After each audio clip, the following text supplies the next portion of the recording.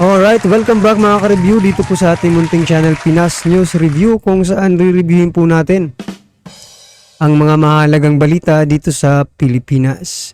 Mga simpleng komento sa mga issue dito sa Pinas. At ito nga mga ka-review natin, no? Pilipinas humanda na sa isa pang bakbakan na Pilipinas delikado. Yan mga ka-review natin, mula po ito kaya sa iyong araw. Nasa description po ang full video link ng balitang ito.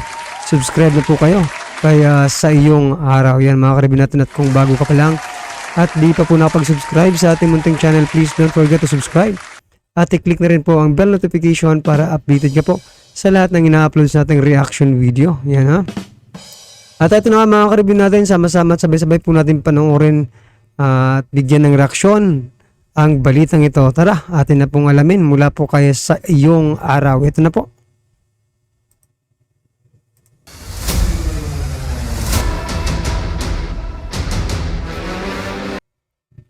Kapansin-pansin ang tumitinding tensyon ng Taiwan, Pilipinas, United States laban sa China. At ang laging nababalita lang ay ang mga bagay na nangyayari sa ating bansa laban sa China. At gayon din nakikita natin ang mga galaw ng Taiwan at United States sa kanilang paghahanda kontra sa posibilidad ng digmaan sa South China Sea. Ngunit bihira at hindi makita masyado kung ano nga ba ang nangyayari sa loob ng Chinese military at paano hinahanda ni President Xi Jinping ang kanyang bansa at ang 2 milyong mga armies laban sa potensyal na digmaan sa South China Sea. Ating itong pag-usapan mga kaibigan. Sa iyong araw. Maraming mga tao ang nag-express ng kanilang mga takot na tayo raw ay mas malapit na sa mga digmaan kaysa nung mga nakaraang mga taon. Dahil ngayon ang potensyal na magsimula ang totoong digmaan dahil na rin sa sobrang paghahanda ng mga bansa. At ang pinakanakatakot ay ang paghahanda ng China patungkol dito. Kapansin-pansin kasi ang galaw ng China. Ayon pa sa mga analyst ng mga Chinese, ay handang-handa na raw si Xi Jinping na makipagdigma. Dahil sa pag-upo pa lang nito ay ang priority niya na ay ang military at binabalak nitong mag-colonize ng ibang mga bansa katulad ng Taiwan para madagdag sa teritoryo ng China. At kapansin-pansin, ang Chinese military ay nasa pagmamadali ayon na rin sa isang dokumentary na kinuhanan ng CNA Insider. Binanggit pa ni President Xi Jinping na dapat maghanda ang buong bansa upang harapin ang pinakamatinding bagyo na darating sa kanilang bansa. Hindi ito tumutukoy sa anumang natural calamity mga kaibigan, kundi ito ay tumutukoy sa posibilidad ng matinding giyera. At sinet ni President Xi Jinping ang mga leaders ng mga militar na ang mga goal ay dapat ma-meet sa taong 2027 sa centennial celebration ng pagtatatag ng People's Republic of China. Very significant ang araw na ito, hindi lamang sa bansang China, kundi pati na rin sa militaryo ng China. Dahil tila baga, pinabanggit ni President Xi Jinping na sa 2027 ay maging superpower ang military ng China. At bakit kaya ito ang pinaka-goal ni President Xi Jinping? Ano kaya ang kanyang tunay na layunin? Ang US Intelligence Director ng CIA o Central Intelligence Agency ng United States of America, kanilang pinanggit ang isang impormasyon na nag-leak na galing daw sa insider ng China. Ika pa dito, CIA Director, China readying for Taiwan invasion by 2027. Ito ay nilathala noong February 3, 2023. At talaga. So yan mga ka-review natin, no? Talagang may plano ba talaga ang China na mag-colonize pa, diba? Ng ibang bansa mga ka-review natin tulad ng Pilipinas at Taiwan. Pero, diba, nakaraan na po yung colonization mga ka-review natin at sa makabagong panahon natin ngayon, parang imposible na sigurong mangyari yan, di ba? yung magko-colonize ka pa ng isang bansa, marami na po ang magre-react dyan. Kasi nga po, nagkakaisa na po yung buong mundo, di ba? Nawakasan nga yan na colonization. Di ba? Kaya nga di ba? Ng mga ASEAN, di ba, mga ka-review? Tinatag po yan para United Nations, di ba? Para makontrol yung mga bansang mga pasaway, di ba? Pagaya ng China. At yan nga po, mga ka-review natin, ano sa palagay nyo, magiging superpower ba itong China? No? Ang kaya lang naman nito, ang kaya lang naman ng China, yung mga, di ba, malilit na bansa tulad ng Pilipinas, na kinakaya-kaya lang ng China, di ba? Yun nga po, di ba, nasabi kanina nga naghahanda na po ang China sa parating na bagyo, di ba, mga ka-review natin, no? Tinutukoy po dito ay sa digmaan, mga ka-review natin, no? Nag-ano rin naman yung ating bansa, nag-response din naman, mga ka-review natin dito, no?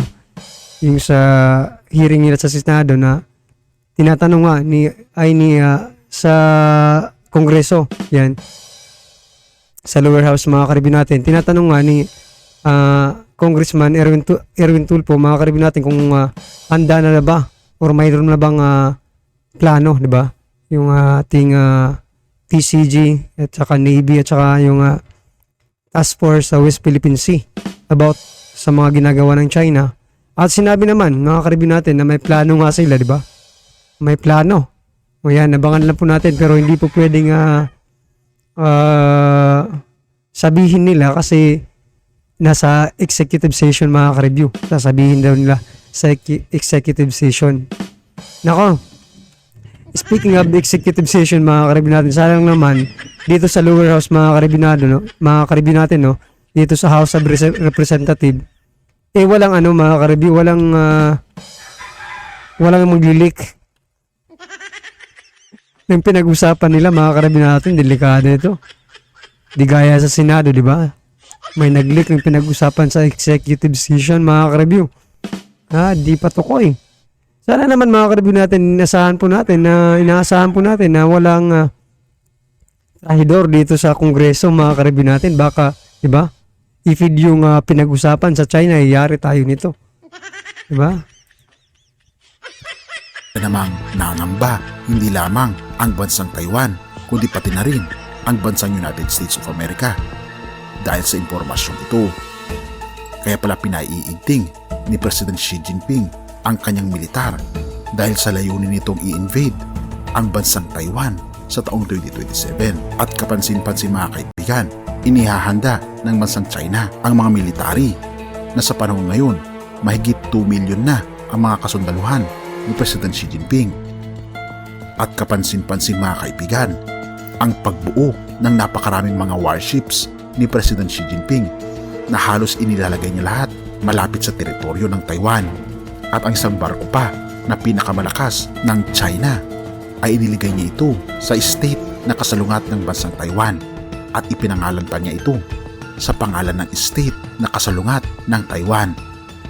Ayon na rin sa mga analyst, ang China raw ang may pinakamaraming warships sa panahon natin ngayon dahil 3 sa mga warships na ginagawa ng United States at China.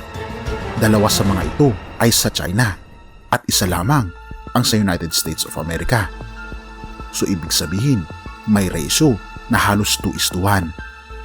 Ang tawag sa mga military ni President Xi Jinping ay People's Liberation Army. Nire-recruit ang mga armies sa edad 18 years old pataas at sinasanay sila sa matitinding mga training na tila baga sasabak sila sa isang digmaan sa maikling panahon lamang. Ang nuclear warheads ay isa rin sa mga proyekto ni President Xi Jinping dahil siya lang ang nakagawa ng mas malakas na military equipments at warheads sa kasaysayan ng mga umupong mga leaders ng China. Dahil naibalita noong taong 2022, mayroon ng stockpile na 350 nuclear warheads ang bansang China ngayon. At kung ito ay papasabugin at kahit na 100 lang na mga nuclear warheads ang ipapasabog sa buong Pilipinas, ay malamang sa malamang wasak ang ating buong bansa. Ganito nakalakas ang China ngayon. at seryoso si President Xi Jinping sa kanyang mga balak. Ngunit binabanggit ng mga ibang analyst, hindi raw totoo ang balibalita ng CIA. Dahil wala naman daw silang masyadong nakikitang dahilan ni Xi Jinping para simulan ang digmaan sa West Philippine Sea.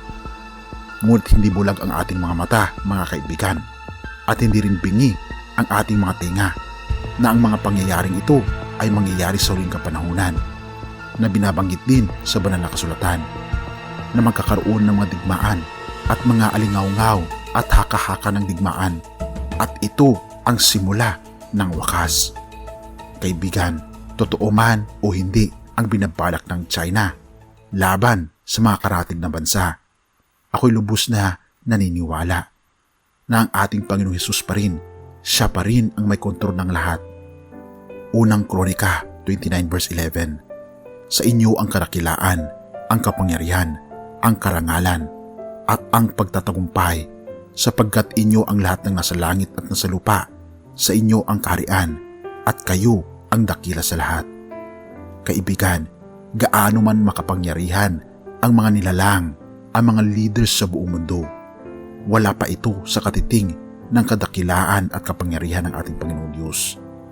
Siya ang totoong may hawak ng tagumpay.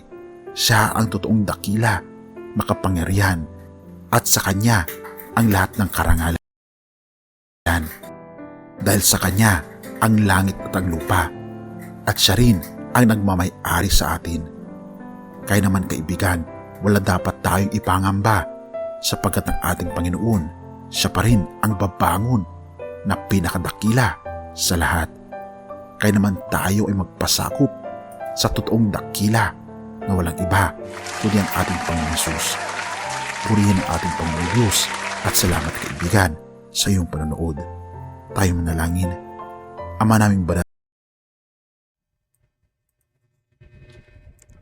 So yan mga ka-review natin, no, talagang pinakita po dito sa video ito kung gaano po kalakas ang China, mga ka-review natin, no. Napakarami po nilang kagamitan, no, na pandigma. So ganyan po ang China, mga ka-review natin. Ganyan po sila kalakas. So ano ano ba tayo? Pinanghinaan ba tayo ng loob dito sa nakita nating mga kagamitan ng China, mga ka-review natin? Sabi nga, di ba? Kailangan din natin maghanda, mga ka-review, kasi baka isang araw, di ba? Sabihin lang din ng China na probinsya nila ang Pilipinas. Bagayan ang ginagawa nila sa Taiwan. So yan, may plano pala. No, itong China nasakupin sa 2027 ang Taiwan, mga ka-review natin. I-colonize nila ang Taiwan. Ako po sana wag nilang gawin yan sa Pilipinas, no? At ibigay na nila ang West Philippine Sea, no? Mga ka-review natin kasi, diba?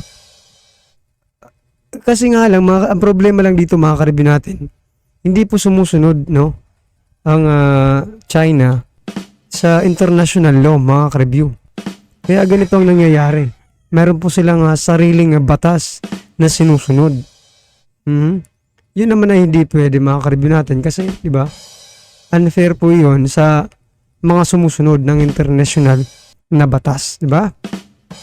Alright, mga ka-review natin, ano man po ang inyong reaksyon sa naging balitang ito?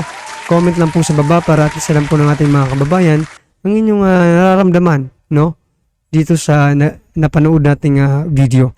Alright, mga ka-review natin, kung bago ka pa lang at di pa po nakapag-subscribe sa ating munting channel, please don't forget to subscribe at i-click na rin po ang bell notification para updated ka po sa lahat ng ina-upload sa ating reaction video. Yan, mga ka-review natin, no? Huwag din pong kalimutang mag-subscribe kaya sa iyong araw, yan mga ka-review natin, nasa description po ang full video link ng video ito. Maraming salamat po